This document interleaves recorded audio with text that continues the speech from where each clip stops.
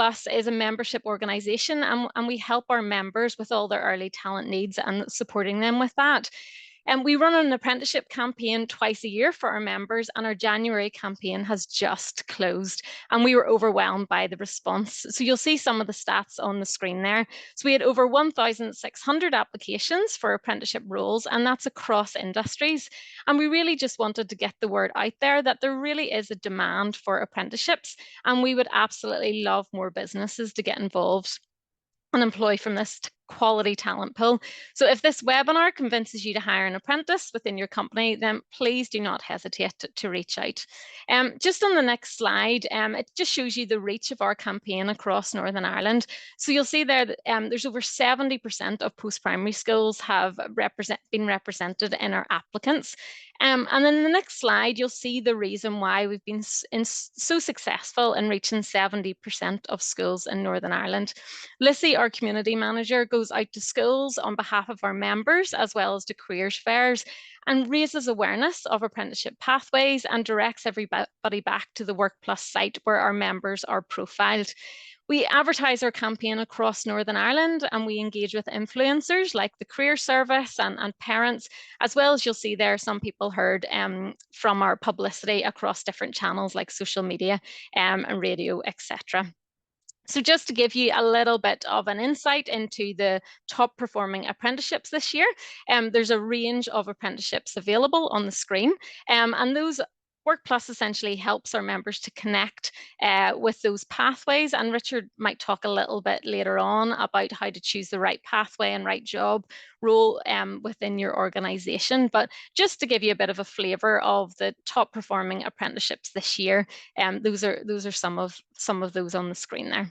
So this is called Introducing Apprenticeships and helping you understand it. So I'm just going to cover some of the very basic guidelines about apprenticeships, and then I'm going to hand over to our panel to chat a little bit about their experiences with apprenticeships. So an apprenticeship is a job with training built in. An apprentice is considered a full-time employee and is entitled to exactly the same rights and contract as other full-time employees. And typically apprentices do off-their-job training once a week on day release. An apprentice must be contracted to work a minimum of 21 hours a week, and the government pays the student fees for all age apprenticeships unless you're in the public sector.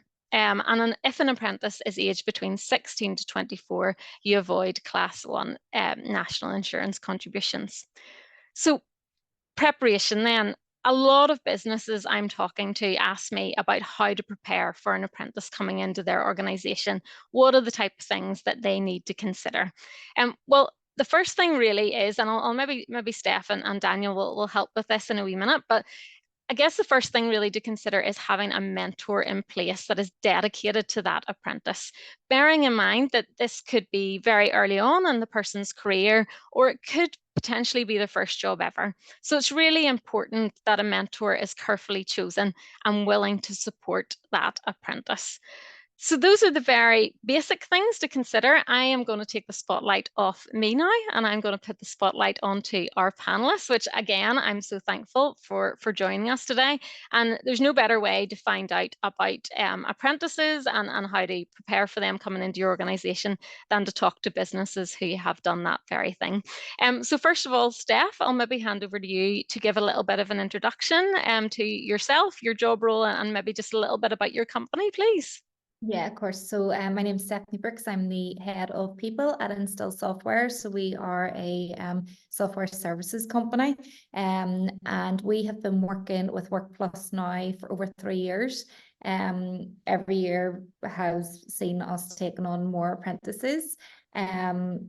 We are currently a company of coming up to 100 people, and over the last few years that number has grown significantly. And we've recently taken on some private investment too. So our growth plans are quite exciting over the next 18 to 24 months as well. Excellent. Thank you. Daniel, I'll maybe ask you to maybe introduce yourself and tell us a little bit about your company. Certainly. Hi, everyone. So I'm Daniel Hendrie.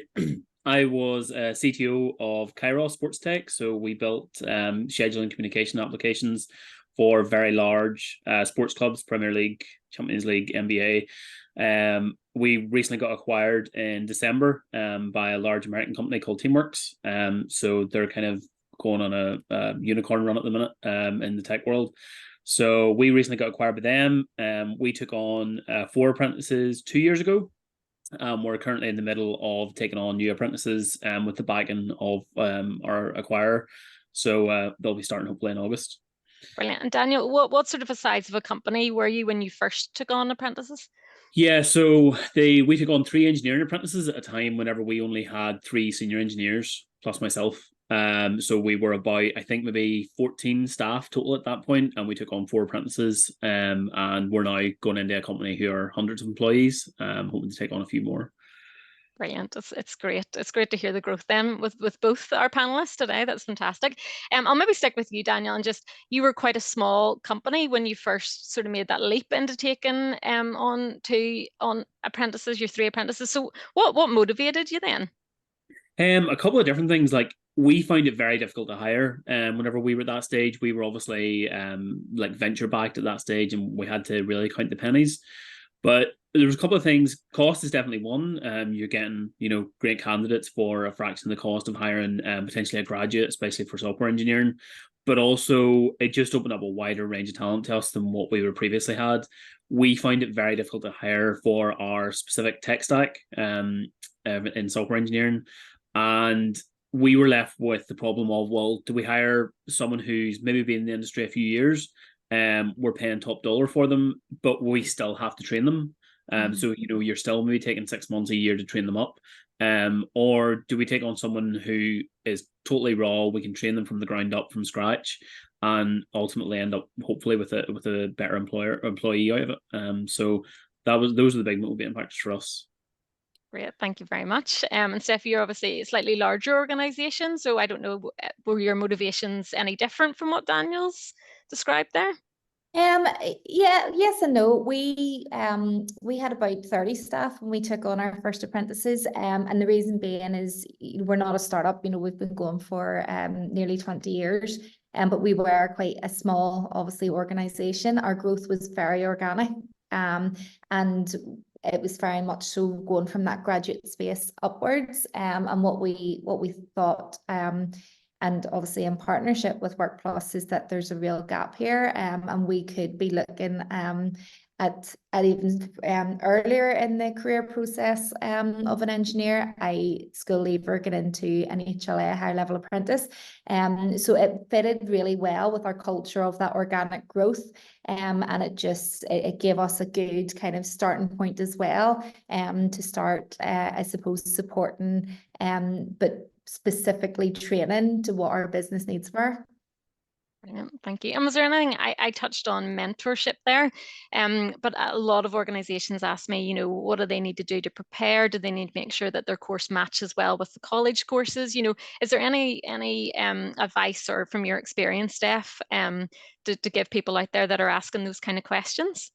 Yeah, we didn't look at it from that perspective. What we did was, in preparation, just made sure that we were creating the right environment for an apprentice to be able to develop in. So as you said, that included making sure they had a mentor from day one, and making sure that mentor and support is consistent throughout their apprenticeship.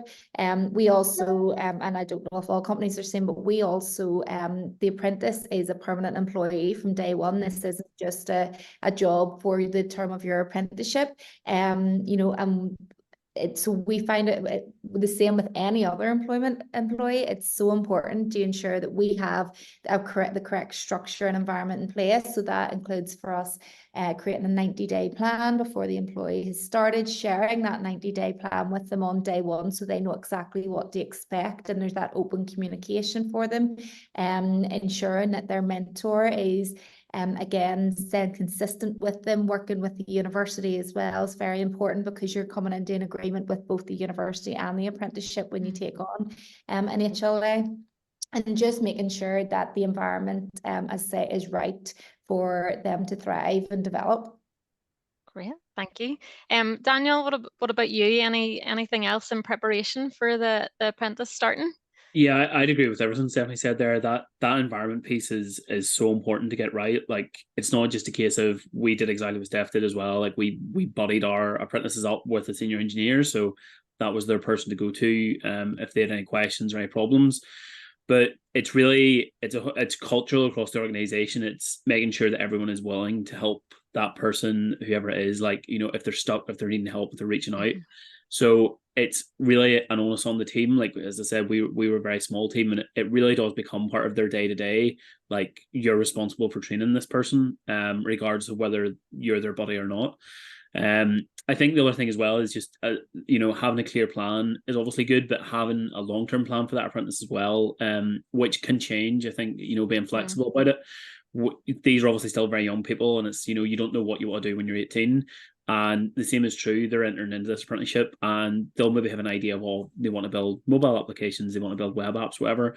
That can change throughout the course of their apprenticeship, and it's just really important to take feedback from them on a regular basis, just to make sure that they're feeling, that they're gaining something out of it, and that they're heading in the right direction that they want to go. So yeah, I think having that plan and having milestones for them to reach, very, very important.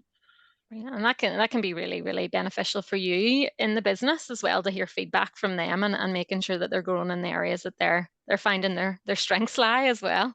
Yeah, definitely. And like, we took on our 3 engineering apprentices. We didn't really kind of know what role they would take on. It turns out that they've kind of been they've went across more or less the whole of the engineering team, so that they're really cross skilled, which is excellent. They're obviously getting a broad range of knowledge from doing that as well. So yeah, it's been fantastic.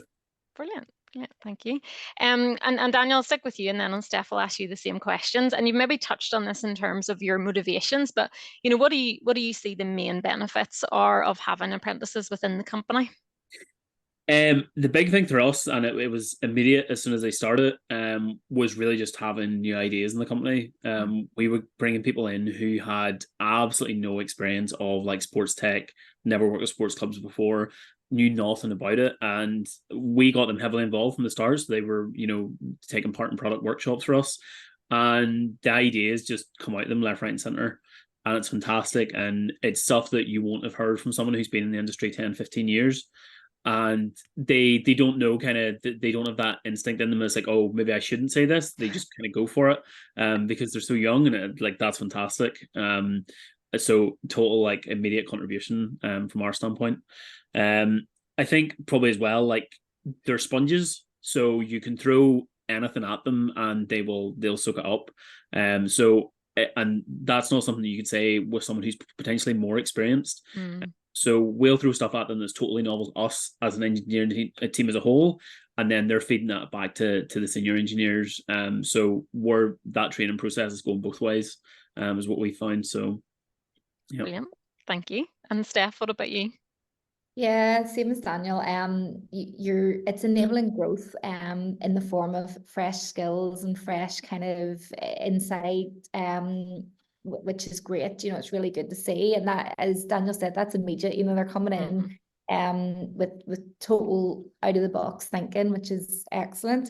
I think the long term as well, and I kind of already touched on it, is that we're training and we're helping develop talent, but it's specific to the requirements of our business. So we're kind of making sure that we've no gaps there. So there is that value directly to the company, but indirectly, you're also bringing in people who, because they've gone through the apprenticeship or are going through the apprenticeships, for us, in our experience, we find that they're actually natural mentors themselves. They've been there, so they want to help guide the person coming behind them through the apprentice. And I think you've seen that as well, when you hold events for potential apprentices and ask for volunteers, and they're coming forward and they're chatting, and it's really good to see. Like, it's great to see, and that has a direct benefit and an indirect benefit for us, that we already have those coaches, those mentors, those future leaders coming through at that level. Brilliant. No one better to do it than someone who's done it themselves, eh? Yeah. Yeah, it's fantastic. Just a wee reminder, I'm just going to ask one more question to Steph and Daniel, but just a reminder to everybody, please feel free to put questions in the chat if you want to ask Steph or Daniel or Workplus any questions, please do so, and we'll cover them at the end. So lastly, Steph, what advice would you give to an employer who's thinking about recruiting apprentices that maybe just hasn't taken that leap yet? What would you say to them? Um, it genuinely, you know, we haven't, for us as a company, it has worked so well. It fits perfectly. I think it's a great contribution toward a good culture as well. You know, it shows that the investment the company is willing to make in its employees from the very start of the career right through. I do believe that, you know, they add value from day one, as Daniel affirms as well, from their perspective. So I kind of feel like if, you know, enough of us are saying it, it must be true, sort of thing. Genuinely, it's, and I suppose we've been quite fortunate because we have only ever done the apprenticeship scheme through Workplus. So for us, there has been that support from before day one. You know, there's always that support there that makes it so much easier to navigate in what can be quite an intimidating space. You know, you hear about the different apprentices, the high level apprentices, you hear about the government funding for it. It can be quite intimidating if it's not something you're doing daily. But for us, it's been quite an easy and smooth process. And I have to say, our apprentices are phenomenal. You know, we have some third year apprentices, for example, who they could be graduates plus, you know, what their ability is at already, because they are getting the benefit of going to university one day a week plus that industry experience. And I don't think that can be taught in a lot of cases. That's lovely to hear, because one of the barriers we hear from some employers that are thinking about it think, oh, well, they won't start to add value until maybe a year, until 2 years. So that is lovely to hear firsthand from an employer that they are adding value from the very start. Daniel, what about yourself? Yeah, I would echo nearly everything Stefanie said there. Like, just go ahead and do it. Like, it is, you'll definitely be looking at it from a business standpoint and thinking this is like a huge risk. That's definitely the way we looked at it. To begin with, very, very small company, and we were potentially, you know, going to double our engineering team just with apprentices, and that could definitely not have paid off. But like, if we knew then what we knew now, we would have taken on more. 100%. It's just been a fantastic experience all around. Richard and Workplus generally, absolute pleasure to deal with, and that process is really streamlined. You know exactly where you have to be, what the dates are, when the offers need to go out, and it just keeps everyone very focused, including the apprentices. So that process, very, very smooth. There's virtually no overhead in doing that, other than running the interviews. It's fantastic. So just do it, and don't look back, I think is probably what I would say. And be open-minded about it. Like, you know, go into it and you maybe don't know what type of people you're going to find. What I would say is, like, we find people who we would never have found in a typical recruitment role if we were going out for, you know, slightly more experienced people. So it's going to benefit your organization in ways that you would never have possibly thought. Increasing diversity, access to a wider talent pool, and also just a wider range of people generally. So yeah, and Stefanie says, like, the contribution is huge. We had, our 3 apprentices were developing production systems within 6 months, from basically not knowing any of the tools that we use. So I couldn't recommend it enough at all. Yeah, thank you so much, Daniel and Steph. I'll maybe come back to you just at the very end, but I'll just put the spotlight on to Richard now. Richard, Steph, and Daniel have talked a little bit about working with Workplus and how easy they've made it. We've made it for them. Can you maybe give us a little bit of background into Workplus and the kind of maybe a little bit about why you started the company in the first place? Yeah, thanks, Ruth. I always love hearing from Steph and Daniel. It's a real reminder of why we're doing what we're doing. And for me, like any of us, and even folks on the call today, if you're running any sort of organization that is a business or even a third sector organization or charity, you're ultimately trying to make someone's life a bit easier. That's what you're trying to do. think of their pain and then try and be a painkiller. And whenever I started working in the space of apprenticeships just under 10 years ago, it was initially with the construction sector, Ruth, and it was a group of companies came together. They were all competitors in the talent market, but they realized that graduates coming out of university just didn't have the skills or the abilities or the stickability that they really had hoped. And I suppose if we think about the whole education system, not to blow the conversation completely open, but it's very linear. So it's a single track mostly. Most people go through GCSEs, A levels, university, and then pop out and go into a job. And the employers were frustrated really at the lack of detail, the modules just weren't right, etc. And in a way, the system, I suppose is to blame there, because of course you're going to forget what you learned in module one of year one, because who does remember it 4 years down the line? But the employers thought, no, is there not a better way? And that's where we started to explore apprenticeships. I helped facilitate that and brought the businesses together. And they were ultimately realizing that they weren't going to make a big impact on parents, schools, young people, career changers, job centers, unless they worked together and made the target much bigger, because most of them were SME companies. They were between 25 to maybe 250 people. And they didn't have the clout of the big organizations that often are able to do this themselves.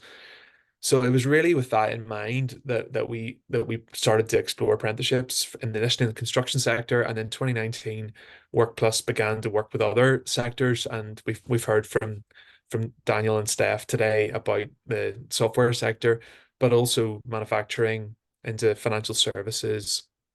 Even some third sector organizations have worked with us over the years as well.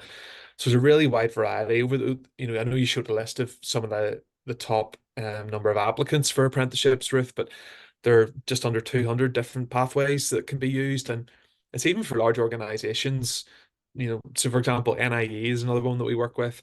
NIE, if you thought apprenticeships, you would think, well, it's hard hat, high vis, down a hole or up a pole type approach. Whereas for NIE, they were coming to us saying, yes, we have our existing apprenticeships, but we're a huge organization that needs data analysts, accountants, HR admin, people in marketing, quantity surveying, civil engineering. So they came to us to start to work on some of those other aspects of apprenticeships.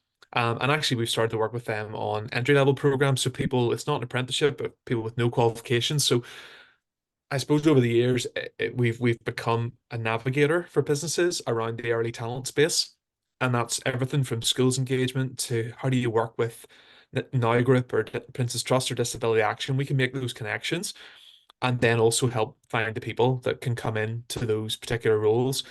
So that's a bit of the background. Is where we are. We work with over 100 businesses across those 5 years and helped 100 of apprentices into positions. And anytime we talk to employers or meet apprentices, that's the bit where we just go, well, this is why it's worthwhile, because it is so incoherent. It's like a jumble sale for employers, and we're just trying to bring a bit of order to the chaos ultimately. Great. Maybe Richard, just in terms of the apprenticeship recruitment and bringing order to the chaos, do you want to chat a little bit about the platform and how we do streamline that process for recruiting apprentices? Yeah, that'd be great. I think it would just help bring it to life. We've heard from Daniel and Steph today just about how their life is made easier. So hopefully you can see the screen there.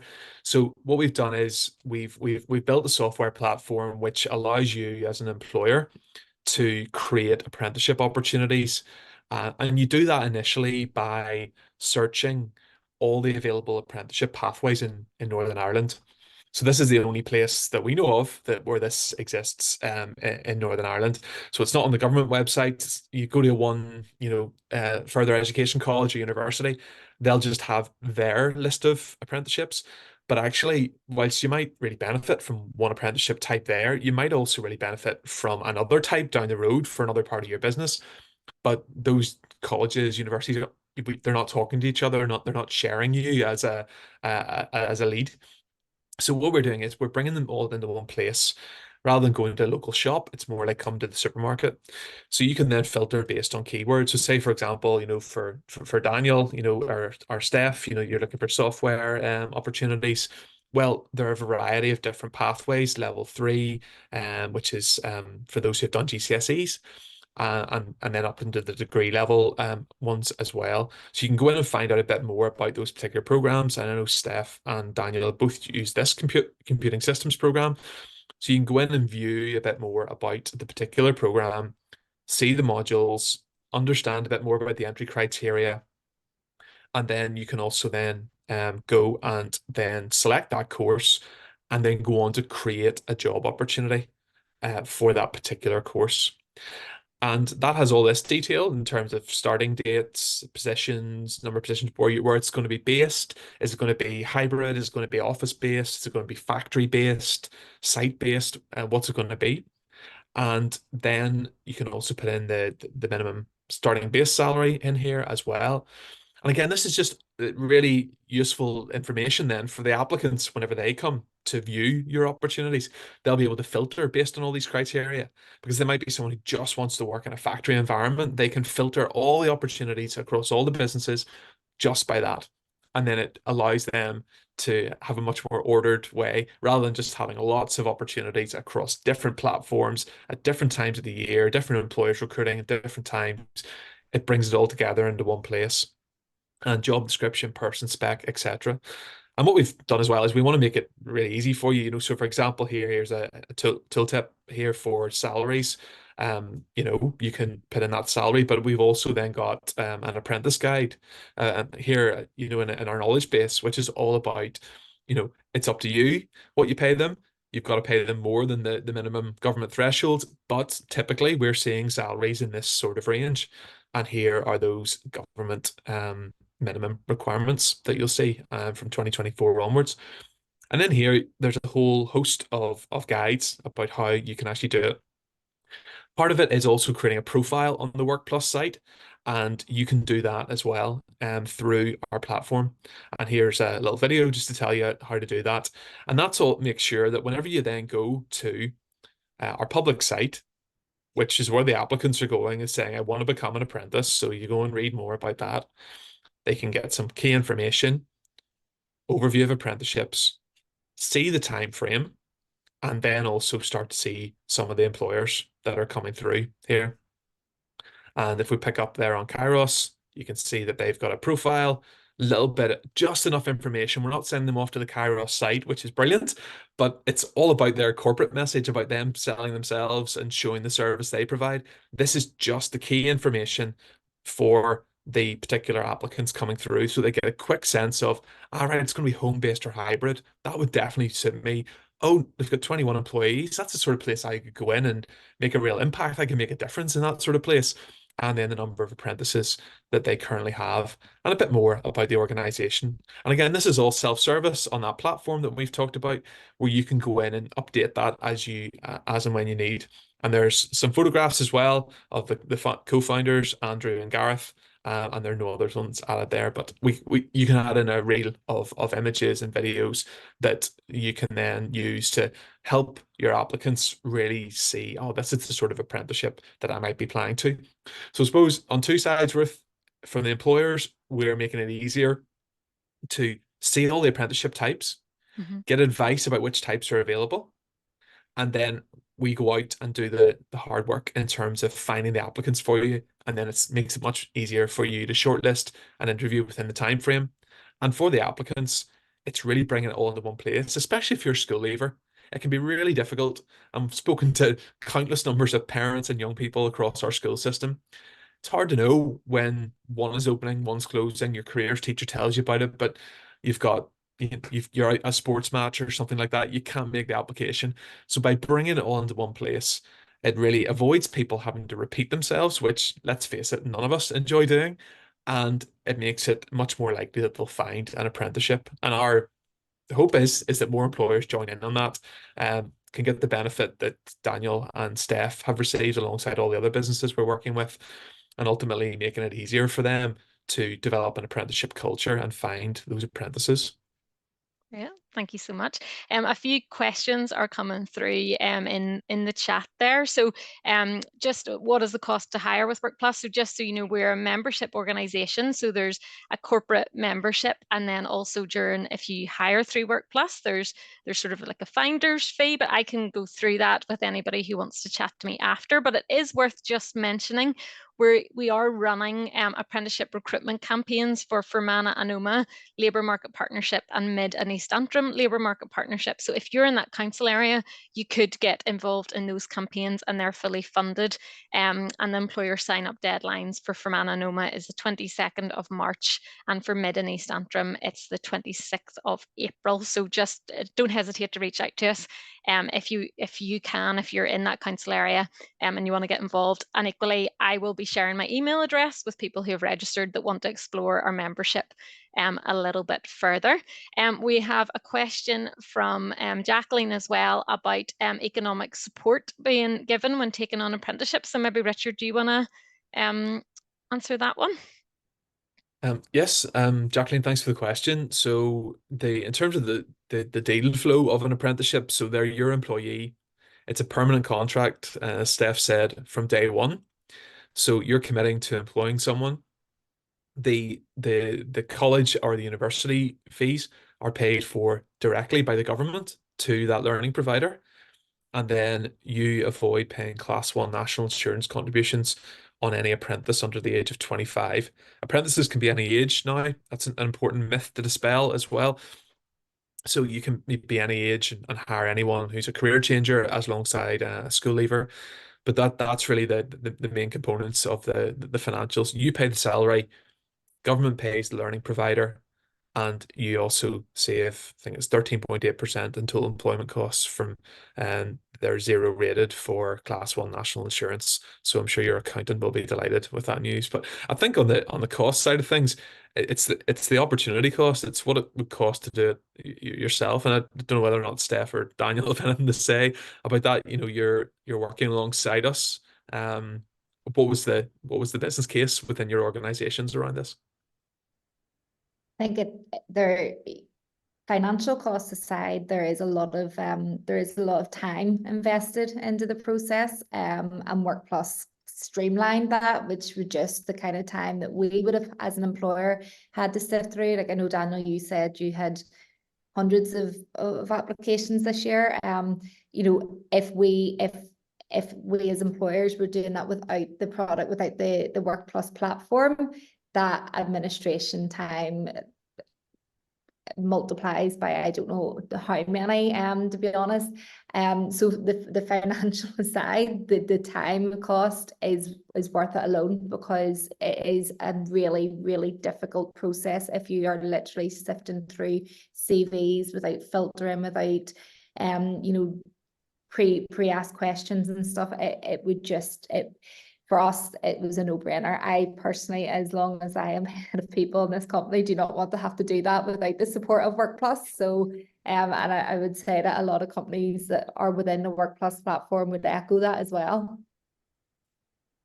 Yeah, definitely. I would say the same. In terms of the economic argument for us, I mean, if we were going out to hire, say, a graduate maybe plus 1 or 2 years experience, the cost to us in terms of employment is close to double now at this stage. So there's a huge cost saving there just in terms of, you know, raw salary.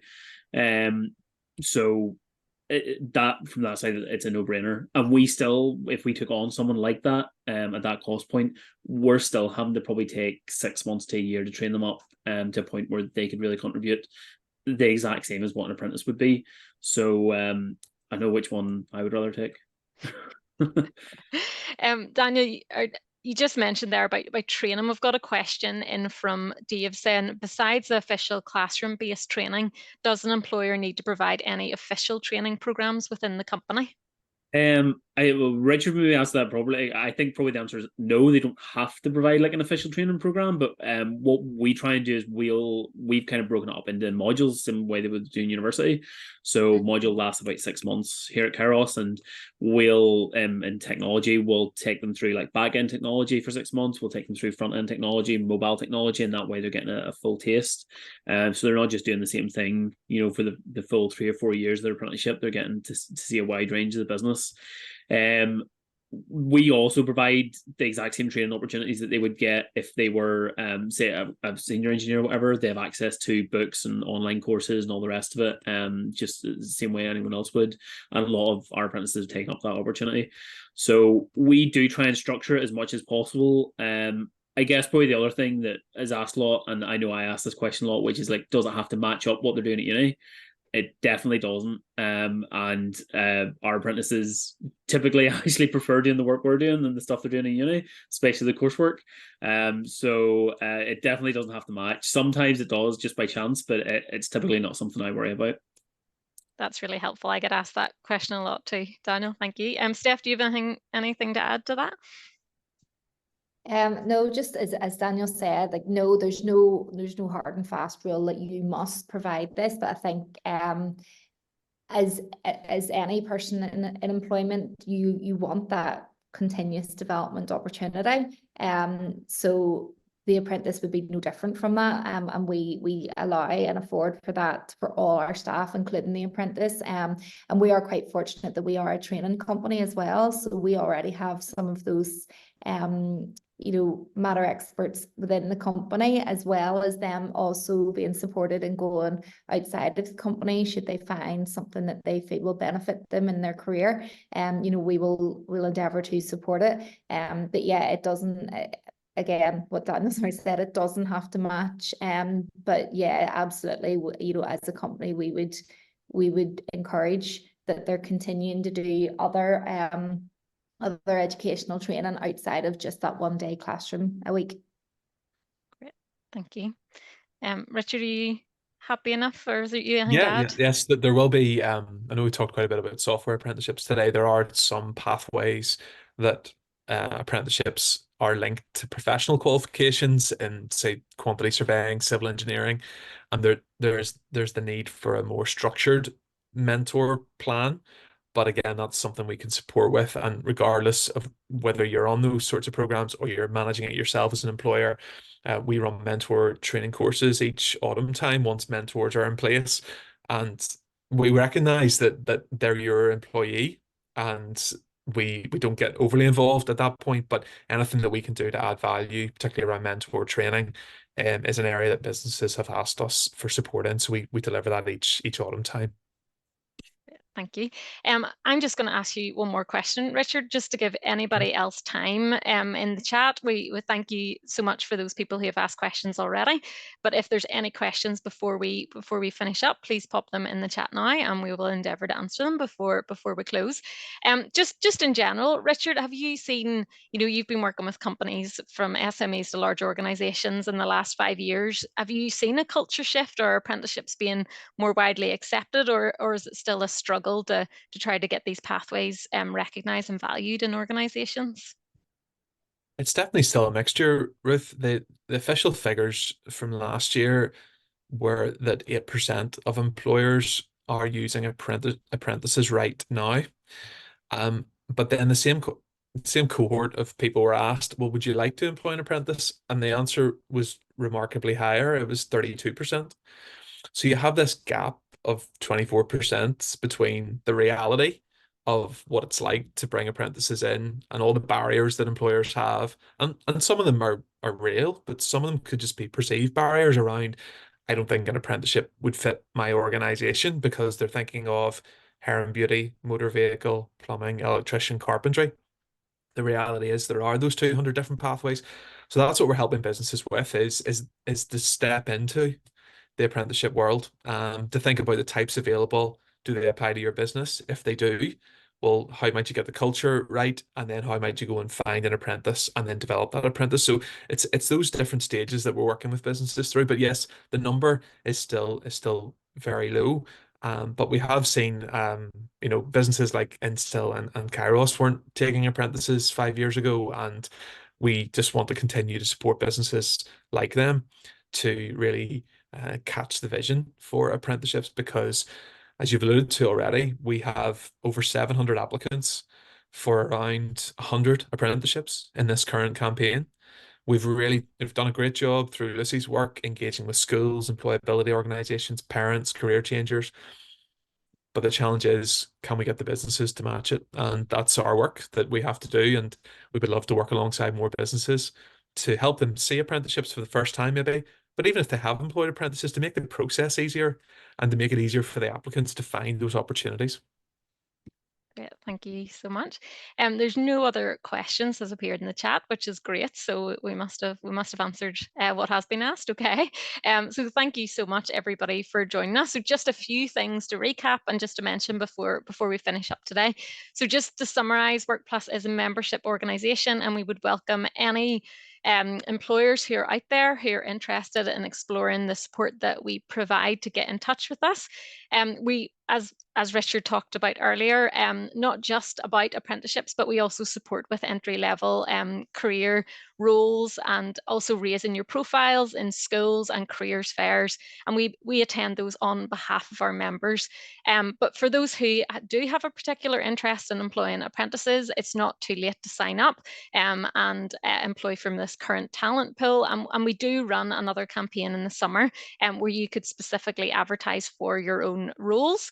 And I already mentioned this, but for those who maybe missed it, we are running an apprenticeship campaign for Fermanagh and Omagh, as well as Mid and East Antrim LMPs. So if you're in that council area, please reach out to us, and you can get involved in those one-off, fully funded campaigns for those council areas.